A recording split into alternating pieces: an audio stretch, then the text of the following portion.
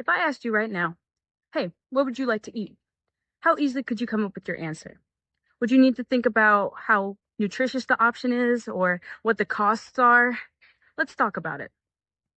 There's actually a lot that goes on in our brain when we try to decide on something. And at some point, we can get tired of having to make all these decisions. This is called decision fatigue. And when we experience decision fatigue, it can cause a decline in any decisions we make in the future, like our decision on what we eat.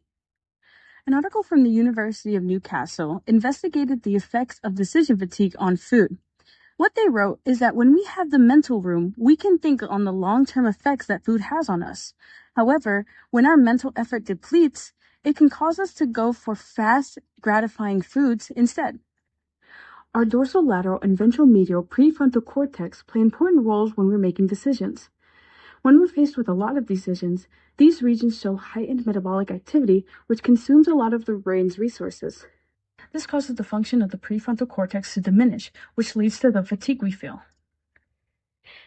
This can encourage us to look for quick and cheap meals that will immediately satisfy our hunger and that we won't have to put effort into making. The cognitive load of making a decision can be diminished by reducing the number of options there are available. So creating a schedule of meals you can have throughout the week can help with decision fatigue. Another thing you can do is have pre-made meals ready at home so you won't have to go through the effort of making them. So when you want fast food after a long day, it may not just be the hunger that's driving your decision. You could be experiencing decision fatigue.